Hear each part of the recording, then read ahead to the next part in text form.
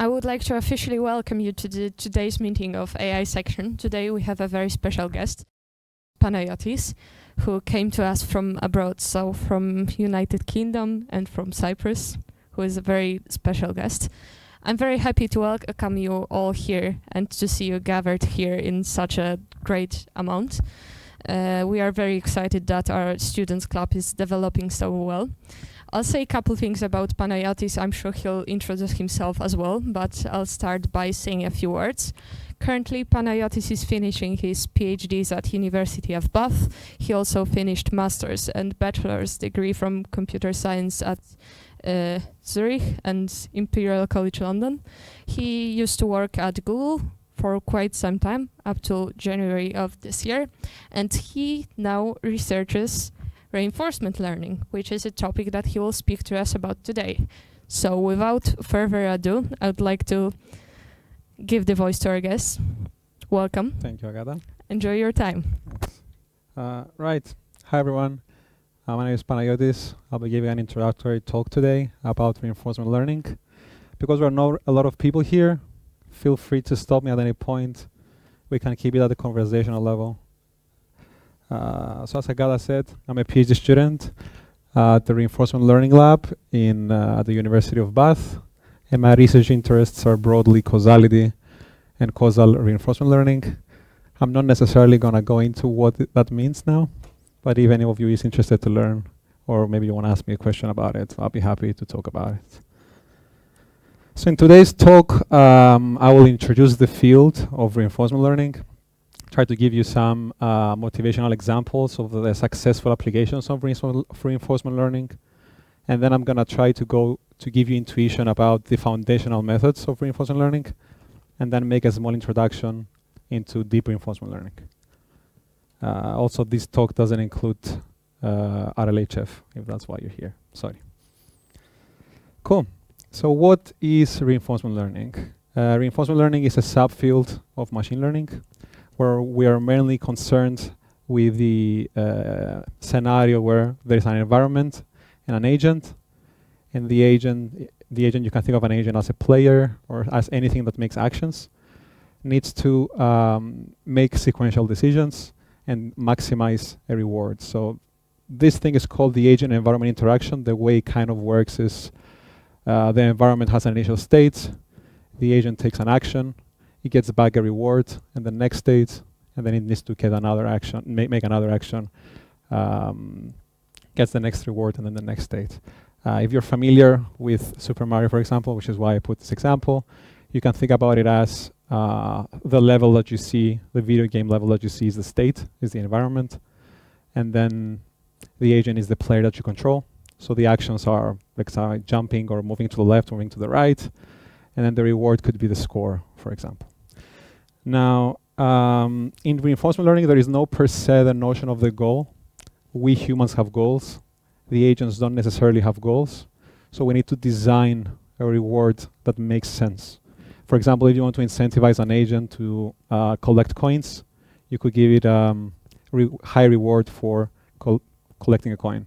Or if you want to disincentivize an agent for losing, for example, you can give it a negative reward for losing. Why am I saying this? Is because this is another kind of research field which is called reward hacking, which is whether what you think the agent does is what it actually does, or whether the agent finds a way to fool you and think that you think that what it's doing is what you want, but it's not. Anyway, how does this compare to supervised learning or to unsupervised learning? In reinforcement learning, we don't really have a label. We don't really have a right answer for each example, like in supervised learning. So you don't necessarily know the right action at each time step. And also, reinforcement learning takes place over time. So a lot of times you need to make an action now, which it might be a sacrifice for the future. You kind of have delayed feedback of what you're doing now. And sometimes you don't really know what caused what. For example, like in real life, you might need to study now a lot to get good grades or get a good job, but you won't see that right after you do the action. Cool. So what we're trying to do in reinforcement learning is learn something called a policy. A policy is the behavior of the agent. This is how you should think about it. It's basically a mapping from the state to an action, or maybe from a state to a probability distribution of actions. It's kind of how the agent should act. Initially, you don't know anything about how you should act, and generally we are trying to train an agent to learn how to act in the way that we want, and the way that we want is specified by the reward. So we're trying to maximize the long-term reward, so how much reward we get over time. I should also mention that it's possible to have more than one agent. You can have 2, you can have 10, you can have as many as we are in this room. This is called the multi-agent reinforcement learning scenario. I'm not going to go deeper into this, but just know that everything we talk about is applicable, but this tends to be much more complicated because you have multiple agents that can interact with each other. Right, so one more difference of supervised and unsupervised learning, and also reinforcement learning, is the exploration versus exploitation dilemma. So the problem here is the following. We want our agent to learn a policy, to learn a way to act in order to optimize the reward. But in order for you to find the best actions to do, sometimes you need to do what you think is not best in order to find what is actually best. So if you see the example on the right, there is a shortcut if you go down this green pipe, but you can only find the shortcut if you don't do the best thing that you think, which Mario might think is to go to the right here, because it knows that if you go to the right, you reach the end of the level. We're gonna come back to this and why this is generally really important. Yeah. Right. So some motivating examples. I'll try to throw some easy examples first, and then some more large-scale examples to kind of show you what kind of applications reinforcement learning can have. And then after this, we're gonna get into the details of what it actually is and how do we define it. So first, we're gonna look at some board games. So for example, chess and Go. So in chess and in Go, you can think of the state of the board as the state. You can, let's say you're controlling the white pieces in chess. Your actions as an agent are to move each of the pieces, and then your reward could be that you won the game, or when you capture the piece of your opponent, stuff like that. Another one is video games. In video games, the application is pretty obvious. Whatever you click on your controller are the actions. The state is whatever you see on your screen. And then the rewards could be the score, or you could design your own reward. For example, you could say if you get the key, you get some positive reward. Now, some more large-scale examples. Google uses reinforcement learning to control the cooling system at their data centers. So the idea here is the reinforcement learning agent controls how and where the fluids flow, and they get reward based on the average temperature of the data servers. Another one is robotics in general. Here I put an example of football with multiple robots. This is a multi-agent reinforcement learning scenario, so each single robot is an agent that performs actions. In this particular case, the actions are moving the actuators of the robots, and reward is really hard to tell here. But the state is whatever the sensors of the robots see. So whatever they see, whatever they feel, maybe they have pressure sensors and things like that. Another one is controlling the plasma in a nuclear reactor. This is pretty recent, if any of you saw it in Nature. But also other scientific applications, like you could model creating drug discovery using reinforcement learning, where each reaction between chemical elements is an action, for example. Cool. I hope this managed to give you some intuition in what sort of problems we're going to try. You can apply reinforcement learning, which is generally problems that happen over time. So where you take decisions over time, so actions over time. So I'm going to go back to the agent and environment interaction, which, as I talked about previously, is you get a state from the environment, and then you perform an action. You get the reward, and then you get the next state, and then this goes on. We usually model action, reward, and state as random variables. In this talk, I'm going to use capital letters for random variables. What this means is just that this takes a value that we don't know It might be go to the left, it might be go to the right, it might be jump. And if I'm using specific values of these random variables, I'm just going to use lower case letters. Right, so what is this? This is the sort of diagrams we're going to be using in the talk. The white circle is the state, the black circle is the action, and the idea here is, I've talked about the interaction loop where you go from state, action, reward, state. You can unroll this over time and you get this thing. Why is this important? It's not important right now, but it's going to be important later to give you some intuition. We can also write it as a sequence of random variables. We call this the trajectory. If this might seem like too much jargon, I promise we're going to need all this. But yeah, should be intuitive, I hope. One more distinction. In reinforcement learning, there is continuing and episodic tasks. Episodic tasks just means that the task has a predefined ending, and the continuing means there is no ending. For example, in a game of chess, there is always an ending. There's always a checkmate or a draw, and then you can restart from the same initial state. If you have a robot that cleans your house or anything really that operates in the real world, you can't really ever reset the state. Like it's always different because it happens over time. The reason we make this distinction between episodic and continuing tasks is because some algorithms only apply if you have an episodic task.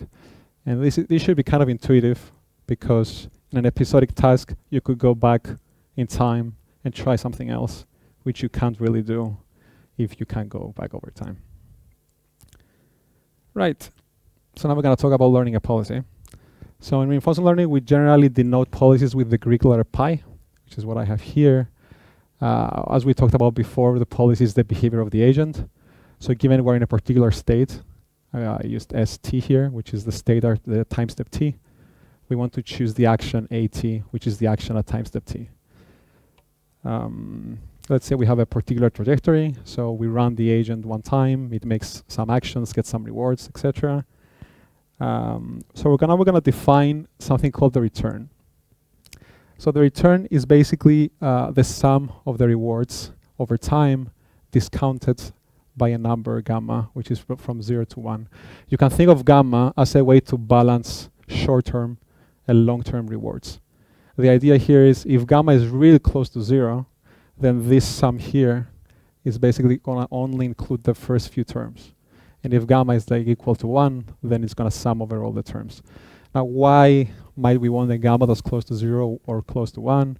Imagine, for example, that you're playing a game of chess again. You would want your gamma to be close to 1, because at the end of the day, you care about winning. If you have a better position for most of the game, but you lose, it doesn't actually matter. If you have an agent that trades in the stock market, you care, your gamma should be closer to 0, because you care not running out of money in the short term, even if you predict that in the long term you're gonna have a lot of money. Right, so why do we define the return? What is the intuition here? The idea here is that even if it might not seem like it, the return is actually an objective function in terms of the policy. And I'll explain now why. So in reinforcement learning, you only get a state. And then from the state, we pick actions using the policy. And it's those actions that actually give you the reward. So by maximizing this sum, you're actually optimizing your policy. If you maximize the return, you're gonna get a better policy. This is the general idea. How exactly do you do this? We will look over it later. I also want you to see a property of the return. I wrote the return also from the next time step. So this is the return from time step t. So starting from a certain time step, summing all the rewards after that time step. And this is the rewards from the next time step. I want you to notice that this thing here is this thing here. So we can actually recursively define this like this. This is a very useful property in reinforcement learning, and we're going to be using it in most of the methods. And one last thing, since we talked about continuing and episodic tasks, I want you to notice that If you have a continuing task, this trajectory might be infinite, which means that the sum might be infinite. So if your gamma is 1, this might be unbounded. This might be infinite. So you can't really, in continuing task, you always pick gamma less than 1. This is, for example, a computational limitation of being in a continuing task. Okay, so now we're going to move into the mathematical formulation of reinforcement learning. How do we actually define a problem of reinforcement learning? Generally, we use something called Markov decision processes. Before going into the exact mathematical definition, I kind of want to explain what is Markov, what is decision, and what's a process. So the Markov property just says that the past and the future are independent given the present.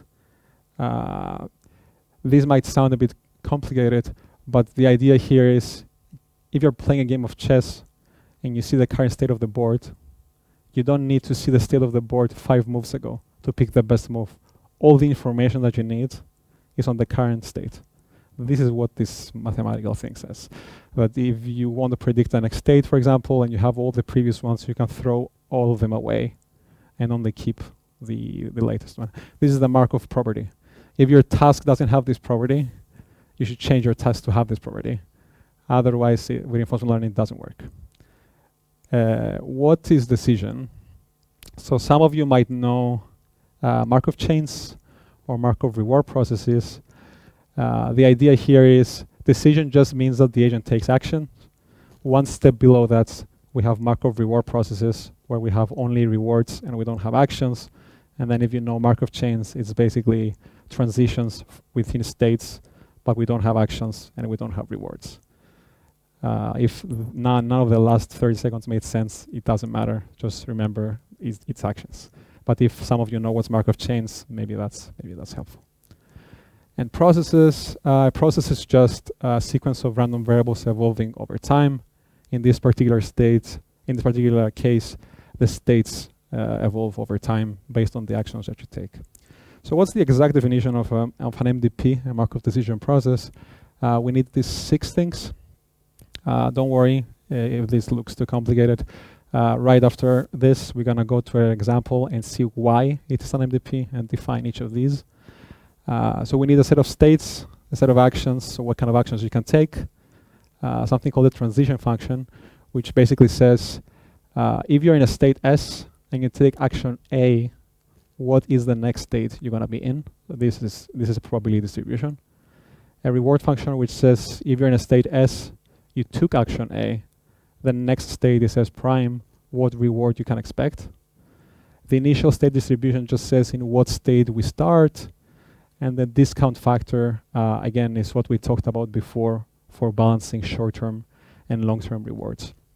Now, these two, the transition function and the reward function, are also called the model, the dynamics. You don't usually know this, as you might imagine, but they can also be written in this notation together. It's nothing really too complicated. It just says if you're in a certain state and you take an action A, what is the probability distribution over the next state and the next reward? So what kind of rewards and what kind of next states you can get. We usually write it like this, and I will use it like this in the lecture, in the talk, but just know that this is just the transition and the reward function together. So let's look at an example environment.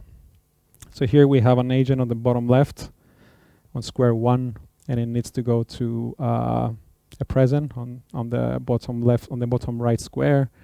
I can go up, down, left, or right, and it gets a reward of -1, let's say, for each movement. The reason you might want to do this is to minimize the number of moves it makes. And then maybe a reward of +10 for getting to the present. And let's also say that the actions are deterministic. So if you're in square 1 and you go up, you're going to end up here for sure. Is this an MDP? Let's see. So the set of states, each of the squares is a state. We have 20 states. The set of actions, as we said, is left, right, up, or down. We have deterministic transitions, which is what I was saying, which if you're in the bottom left, you go up, you're going to go 1 square up. The rewards are +10 for reaching the goal, -1 per time step. And the initial state distribution, we could say that you always start from the first state. That's the first state. And we can also pick an example discount factor. You can write this more formally. This is just to show you why this is an MDP. Usually when something is not an MDP, it's because it doesn't, an MDP is a Markov decision process. When something is not an MDP, it's because it doesn't have the Markov property. In this case, you don't need to know any previous states to get the next states, so it's an MDP. Cool. So now we're gonna get into the methods. How do you actually find the policy? How do you actually learn the policy? I'm gonna talk about 3 methods: dynamic programming, Monte Carlo methods, and temporal difference methods. By no means I'm gonna cover all sub-methods of those fields, but I just wanna give you intuition of what each of them does, when they're used, what are the pros, what are the cons. Right. So all these methods have something in common, which is that they use value functions. What are value functions? So I talked already about policies, which is the behavior of the agent we want to learn. A value function is basically defined always with terms to a policy, and it's a measure of how good is it to be in a state. It's a measure of goodness. It's a measure of how much reward you can expect after being in a state. It's a measure of how much return you can expect for being in a state. I'm going to show 2 definitions of the value function. I'm going to keep on showing both of them through the different methods. I'm going to focus on the simpler one for explanation's sake, but if you want to go over the harder one in your own time, I included it in the slides. So the first one we're going to talk about is V. So again, value functions are only defined with respect to a policy. It tells you if you're in a policy S and you follow policy pi, how much reward you can expect. We usually write it like this, which is the expectation of the return, where the return is the sum of the future rewards, given that you're in a certain state. Don't get lost in the math, just get the general idea. Again, how much total rewards, so the sum of the rewards you can expect based, given that you're in a certain state. This expectation just means that if you're in a certain state and you take actions, you don't always know the next state. Sometimes there is a probability involved. That's why there is an expectation sign here. It's not anything super complicated.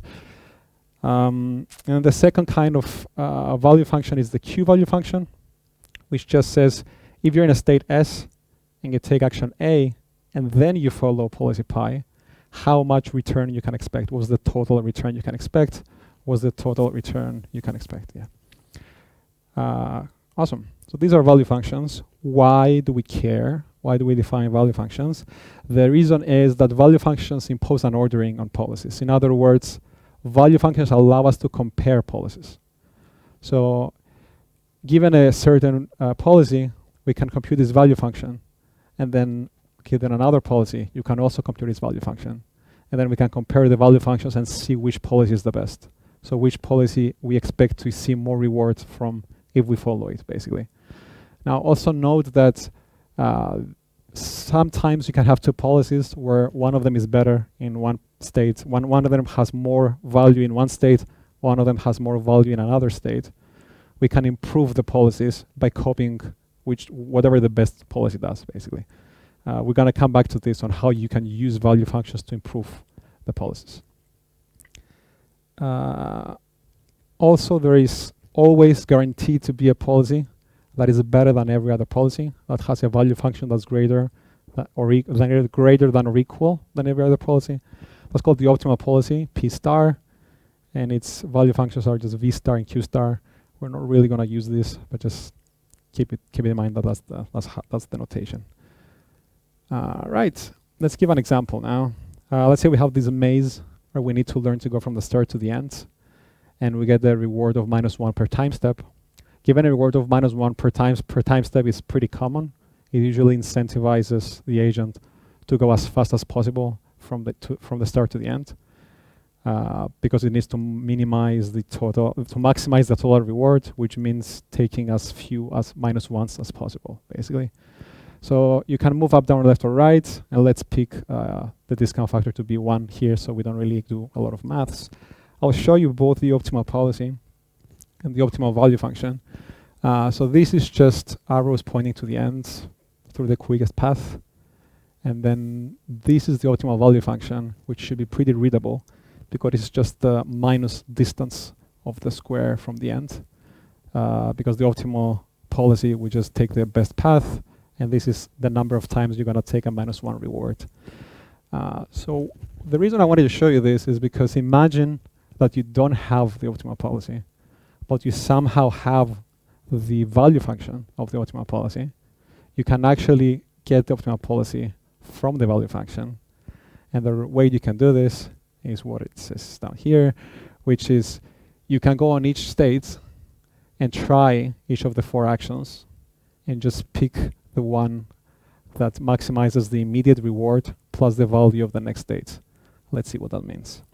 Let's pick this one here, -11. So from this state, you can go to the left, you can go down, you can go right, or you can stay here by going up. The immediate reward for doing each of those actions is -1. This is what happens when you do a time step. And then we can add to that the value of the next state we're gonna end up in. The best one is this one, because it's closer to the end. So we know that that's the best action. This is very specific to this example, but this is the general idea of how you can use, how you can go from the value function back to the policy. You can basically look at each state and then look at the value of the next state and pick the next state that's going to give you the best expected return. Let's look at this more carefully now. So all the methods I'm going to mention are instantiations of generalized policy iteration, which is kind of what I tried to hint in the previous example and what I'm going to talk in more detail about now. So the general idea of these methods is that you start with a certain policy and then you find its value function, you compute it somehow. And after you compute its value function, approximately or exactly, depending on the method, you can go back to a policy, to another policy. You can improve the policy by making greedy actions based on the value function, which is kind of similar to what I was trying to say in the previous example. Now, the idea here is that you iterate, you do this over time, you find a policy, you get this value function, you improve the policy, you find this value function, you improve the policy, etc. And when you do this over time, you can get the best policy. I'm going to show you a very simple example here. It's an agent where it just needs to go left. And let's say that our initial estimates for the values of each state is 0. Usually when you code an algorithm, you need to make some assumption. Let's say we assume it's just 0. And let's also sample a random policy, a terrible random policy that looks like this. Now, if we look at each of the actions here, if you're in this square and you go right, you're going to get a reward of -1. This is from the previous example where moving gives you a reward of -1 and going to the present gives you a reward of 10. So if you're here and you make a step to the right, you're going to get a reward of -1. And then you're going to end up in the same state, which we think it has the value of 0.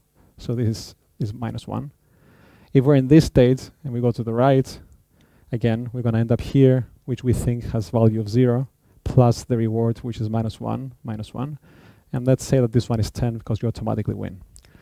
Now, if you have this value function, you can actually improve your policy because you can look at each of these and see, hey, when I'm in the middle, I can go to the right and get -1, or I can go to the left and get -1, which is -1 is the reward for taking the action, plus 10, so 9. So you can improve the policy because you know now that the expected return is better if you go to the left. Now, notice that this is still not the best policy. This arrow should be pointing to the left as well. If you do one more iteration here, the values are going to be 10, 9, -1. And then you're going to turn this arrow the other way around, and it's going to be 10, 9, 8, which is the solution here. Cool. Let's go into the first method now. This is dynamic programming. The method is called policy iteration because it's extremely similar to what we just talked about. These sort of diagrams are called backup diagrams. I kind of try to talk a little bit about them at the start of the talk. The white squares are the states, the black squares are the actions, and then the squares, circles, not squares, and the circles on the bottom is the next state. What are we looking at here? We're starting at a certain state S. We have a choice of 3 actions here, and based on the action that you take, the environment might give you this state or this state, which has different rewards. This is kind of what we're looking at here. Right, this is some complicated math. Don't worry about it. We're gonna go through it. These are the 2 steps we're talking about. This is the policy evaluation step. This is the step where we find the value of the current policy. And this is the policy improvement step, where given this computed values, we improve the policy. What does this long thing mean? It's not actually that complicated. I just want to remind you this recursive definition of the return we saw before, and also remind you that the value is just the expectation of the return. So what is actually happening here is that the value, which is kind of the expectation of this, is something, something, something, return, the immediate return, which is this, plus the discounted the return from the next time step, which is the next state that you end up in. What this thing is just an average, a weighted average. And I'll explain what it is. So your policy might give you different probabilities for each action. Maybe your policy tells you always take the first action, in which case this goes away, or it's a 1. Or this might be you have 3 actions and it gives you 0.3 on this one, 0.4 on this one, 0.3 on this one. This really is just an average. And then based on the action that you take, the environment then, this, if you remember, is the model of the environment. That's not good.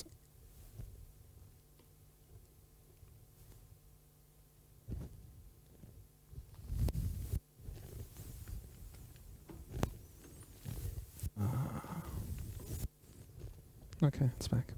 Thanks.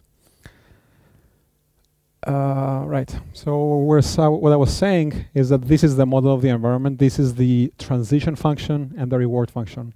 So what this is your policy tells you take action A. So you took action, like say that you took the middle action. And then the environment can get you to certain next states and give you certain rewards based on probability. So this again is just an average based on what's the next state and what is the next reward. And then this just computes if you are indeed in a state S prime and you get reward R and you took action A, this is the expected return you're gonna get. Now, why is this called dynamic programming? It's because you're basically using the estimate of another state to bootstrap the value for the other state. This is kind of how dynamic programming works, if you're familiar with it. Yeah. So again, you look over all the possible actions and then all the possible outcomes, and you just average them together. This is what this means. And then in the policy improvement step, it's basically the same thing, but instead of trying all the actions and getting an average based on each action, you just pick the action that gives you the best expected result. The expected result here is, given that you picked action A, what might be the next states and rewards I get, and based on them, what's the estimate of the total return, which is the immediate reward plus the discounted value of the next state. Right. I'm very happy to talk more about this if you want more intuition. What are pros and cons for using dynamic programming? First of all, this is guaranteed to converge to the optimal policy. However, I try to make it a bit clear that you need to compute the value function for every single policy. And for every single one of these policies, you need to go iterate over all the actions and all the next states and all the next rewards, which means if you have a lot of states, for example, if you're playing a video game, like it just has so many combinations for the pixels, this doesn't scale. You can't really use this. The other issue is that we assume that we know the model. We assume that we know the transitions. We assume that we know if we're in a certain state and we take a certain action, we know certainty what's going to be the next state and the next reward. Let me give you an example of why these might be unrealistic. Let's say you're training an agent to play chess. Again, you need to model how your opponent plays. That's what the problem is here. You need to know how your opponent will react to each move.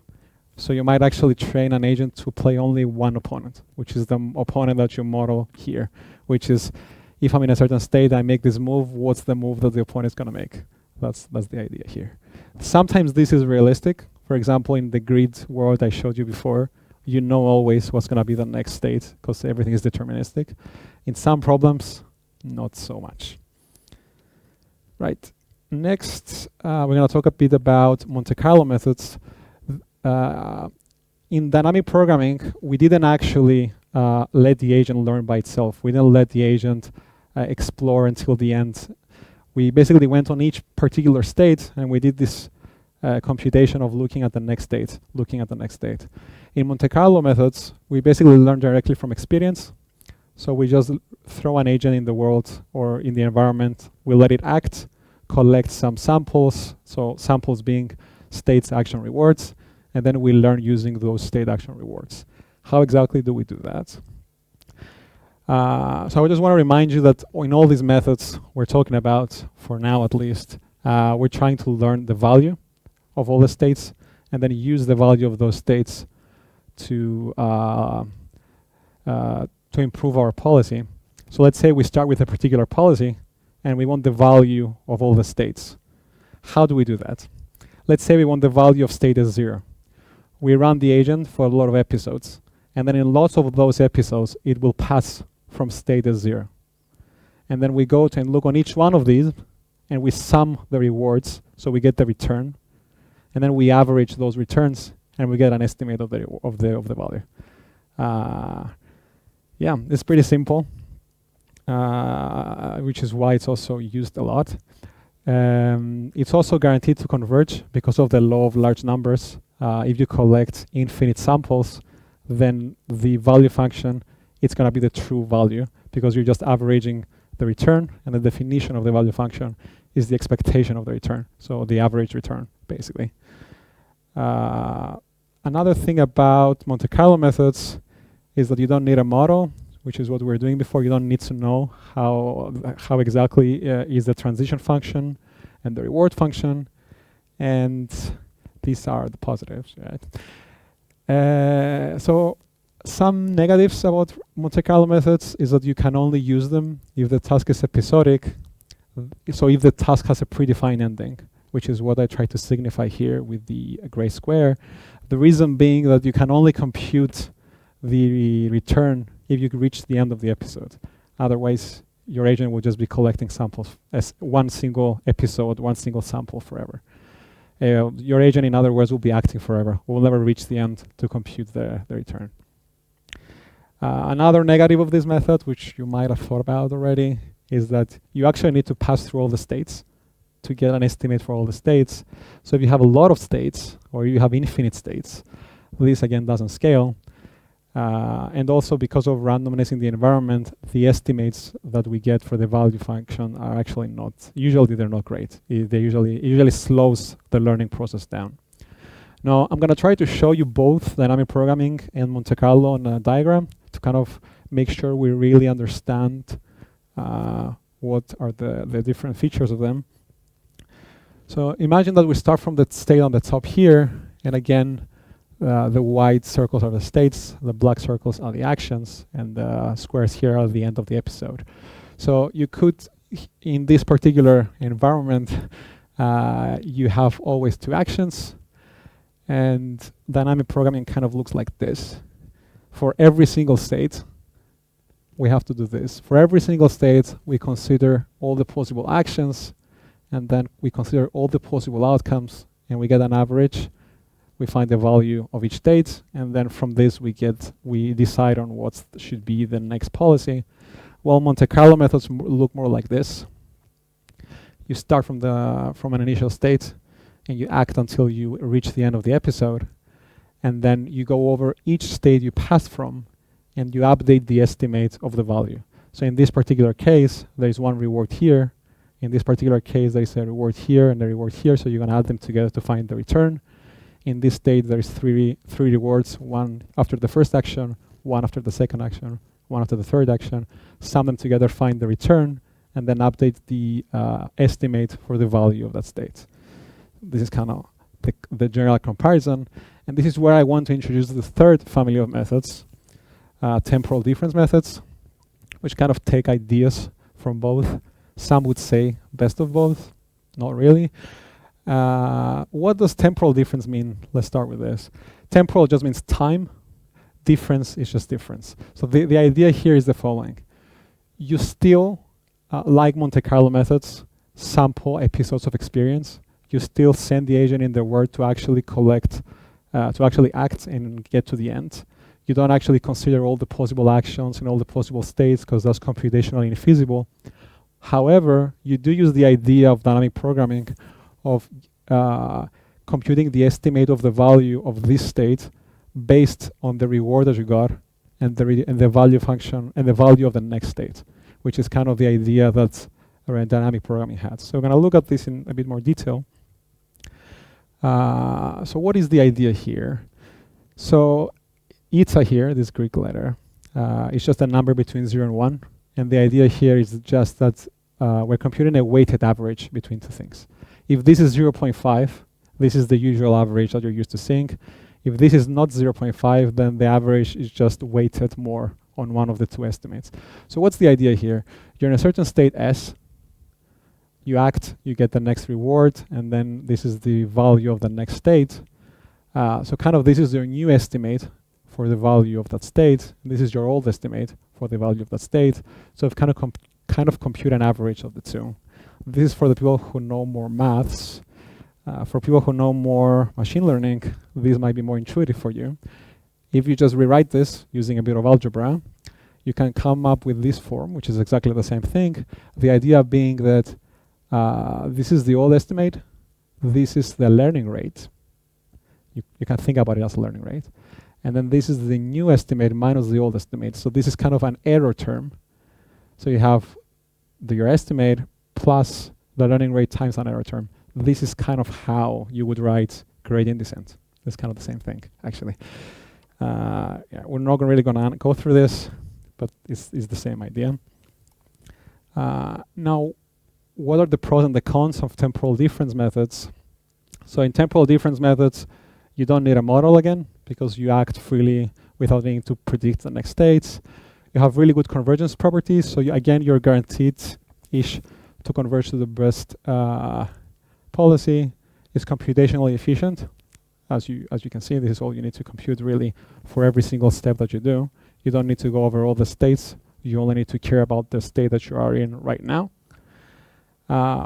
Some issues are that, as I've tried to show you in a previous example, in the generalized policy iteration example, well, I was like, we initialize the values with 0. You do need to initialize the values with something, because in contrast with dynamic programming, where you actually check every single action and every single state so you know the true values, in this case, you need to make a guess at start. And sometimes, if you make a bad guess, you will never converge. And also, the guess that you make at the start can affect the kind of policies that you learn. And also, it's very sample inefficient, which means that you just need to sample a lot of samples for it to work. Now, I just want to say that I'm mentioning some ideas from some methods, some pros and cons from each method, but take these with a grain of salt, because there are extensions to temporal difference methods that handle this, for example, that handle biased estimates. There are extensions that handle sample inefficiency, but maybe they have other negatives or other positives. Cool. So something I didn't talk about much, I mentioned at the start, which is exploration versus exploitation. I'm going to bring it back now and just say that in dynamic programming, because we do check all the actions and all the next states, we don't really have this problem of exploration versus exploitation. You are actually checking all the next states and all the next actions. You actually know what's the value.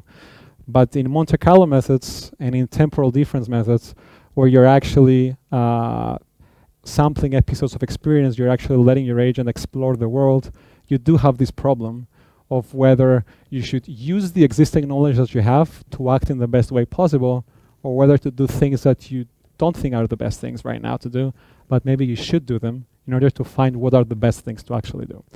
I'll show you a small example here. Look at this maze. Let's say we need to cross from the bottom to the top and collect some cookies. There's two paths here.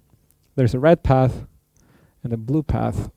And I just want to say that, for example, you could train an agent that kind of learns this path and didn't explore enough here to kind of find this path, because maybe it found the solution immediately and then it just never went back to say, what if I just don't go left here to actually find the path that's better.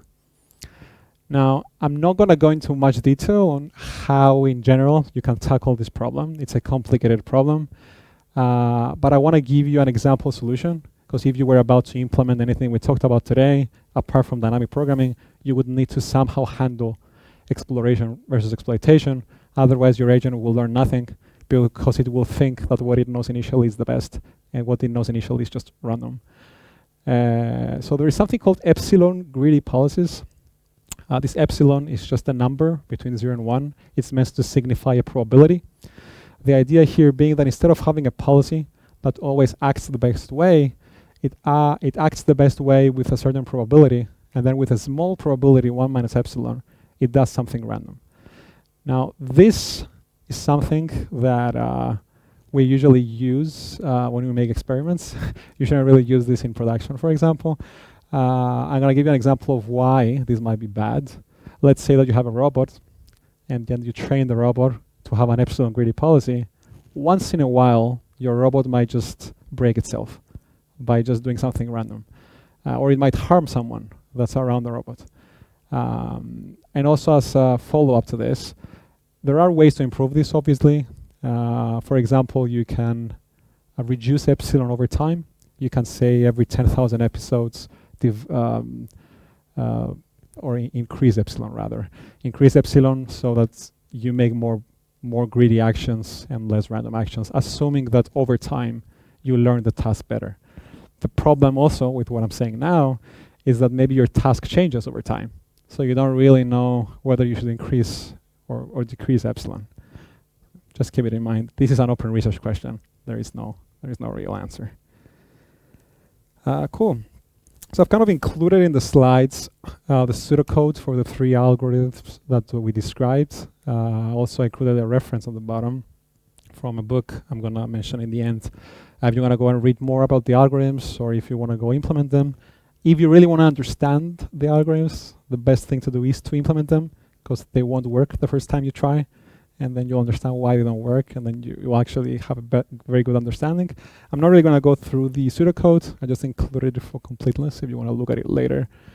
Now we're going to talk about deep reinforcement learning.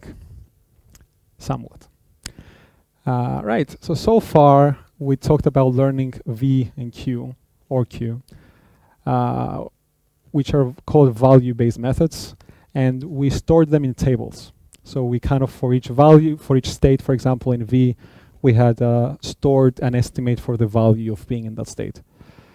Now the question here is, what if we have too many states? What if we can't store them in a table?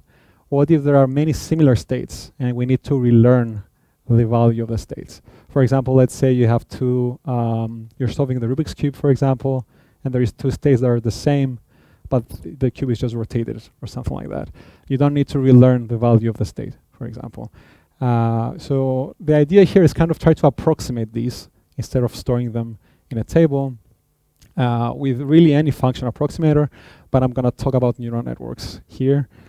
Right, so one idea here is to represent the value function as a neural network. The idea being that the input of the neural network is the state. This is an old Atari game called Space Invaders, where you're supposed to shoot the aliens. So the input state would be whatever you see on the screen, so the pixels. This could also be a CNN or a feed-forward neural network, whatever you want. It doesn't really matter. And then the outputs would be, for example, this is a Q-value network. So remember, in Q you have the state, but you also have, which is the input in this particular example, and you have an action. So let's say you have n or 3, if you want to think about it like that. Actions, you would have a value estimate for each one of them.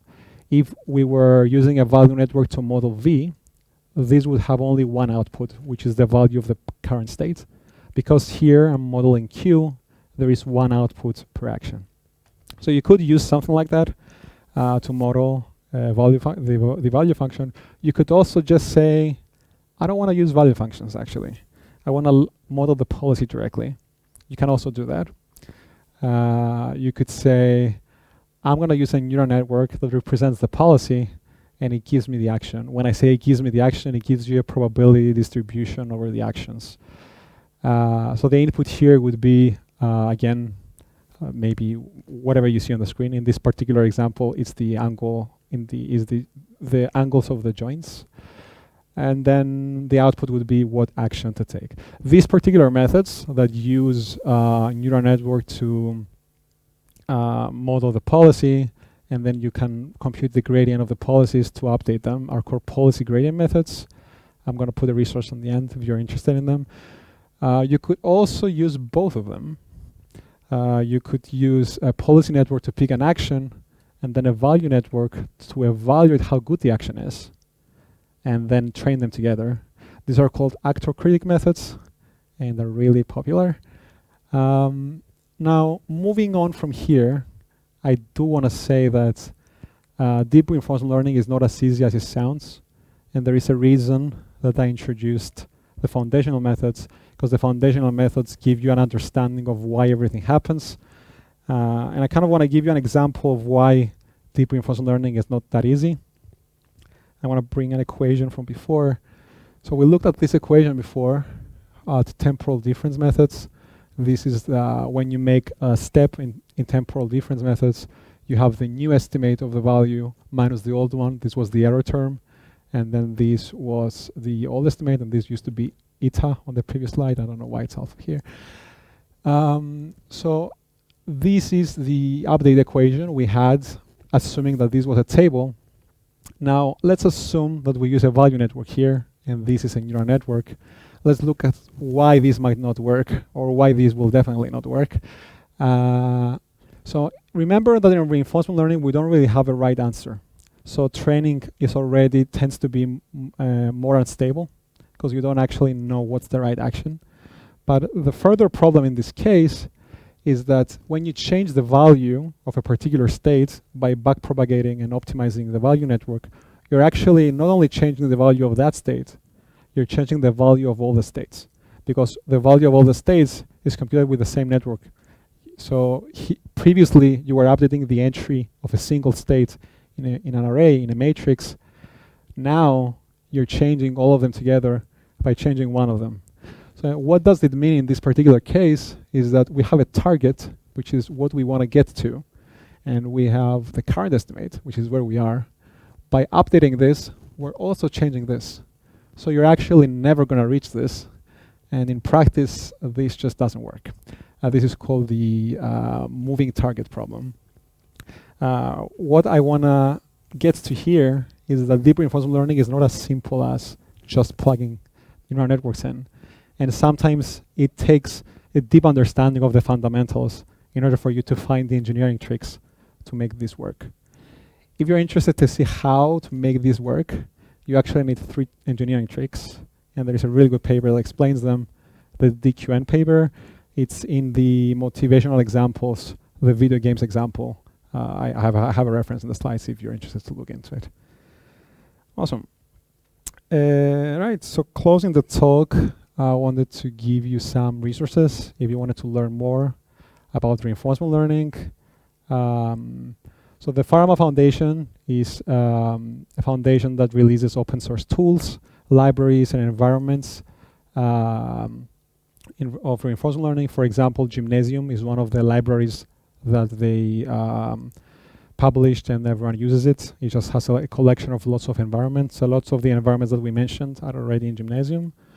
The reinforcement learning book, if you're interested in strengthening your fundamentals, this is what to read, and it's for free online.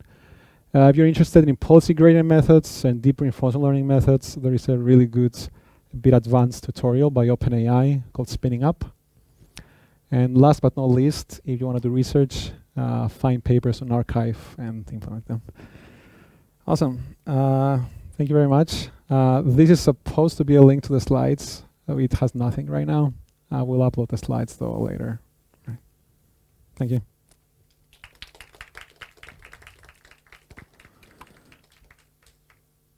Any questions?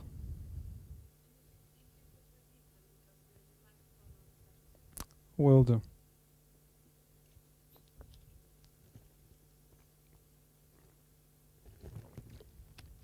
Go on.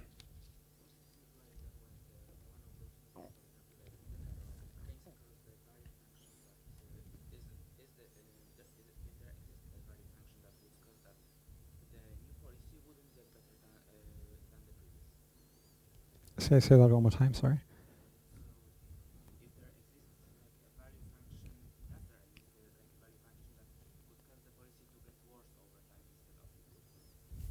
That's a good question. The question is, in Monte Carlo methods, is it possible to worsen your policy by doing a step? Let's go back there. We are here. The question is, can it worsen over time? Most definitely. I can give you intuition of why this might be the case. So let's say that you're unlucky. You have an estimate of the policy, and then there is a small chance on a particular state to die, and you get minus 1,000. And it just so happens that the last 5 times you went there, you died. You will get a worse worse policy over time, which may be avoiding that state, but that might be the best state to go through. That might be the only way to win, to go through that. This is why I said this works in infinity. If you sample infinite examples, in principle, this should converge to the optimal result. But in practice, yes. There is a big problem in reinforcement learning, which is that a lot of times even the initial random seed you give might actually affect whether the algorithm manages to learn the task or not. This might be an example reason of why this happens, yeah. Thanks. Go on. Oh, no, it's not a question. Okay.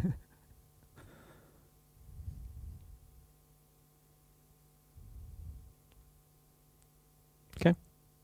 Oh.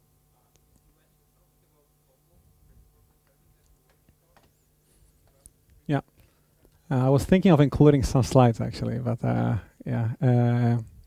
So what is causal reinforcement learning? Let's talk about this. The idea here is that in reinforcement learning is ultimately a causal problem in the sense of that you are doing actions in the world and you want to know what is the effect of those actions. If you use models like reinforcement learning, like neural networks, you can't model causal relationships with them. You can only model statistical relationships with them. So the idea here being using do calculus or structural causal models or causal Bayesian networks, which are just ways to model causal relationships and just bringing this sort of statistical language into reinforcement learning. For example, what's a good example? So let's say you have an agent that knows how to drive a car on the left side of the road, and then you want it to learn to ride on the right side of the road. If you train an RL agent and you just give it the new task, it's ultimately going to learn again everything. It's ultimately going to learn again even how to use the wheel of the car.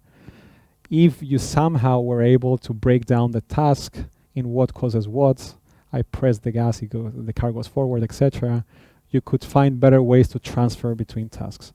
The reason that we are concerned with causality in reinforcement learning at all is so that we have agents that can act and they can adapt to different scenarios, and because the world in principle always changes. The world is always different. So if you had a robot that does a particular task and then something slightly changes, you ideally don't want the robot to break, you don't want the robot to damage, you want the robot to adapt.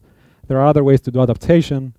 It's just that with causality, you can provably adapt. That's the general idea.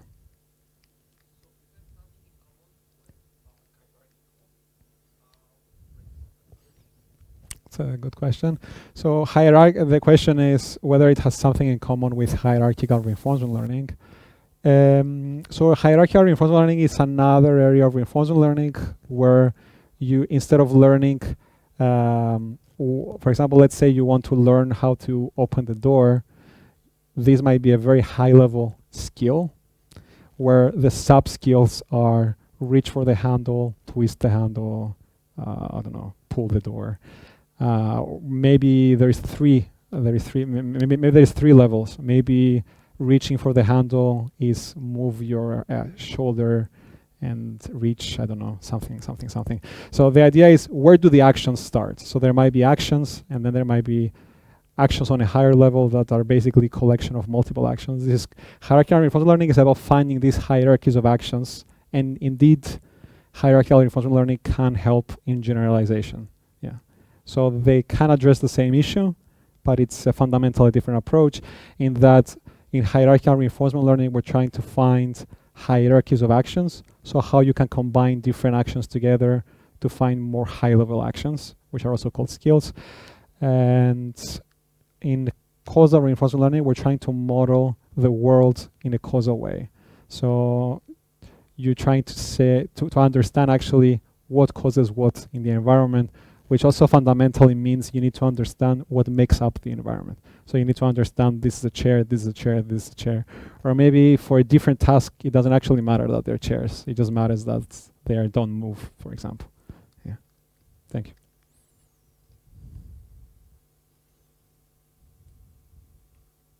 All right. Thanks, everyone.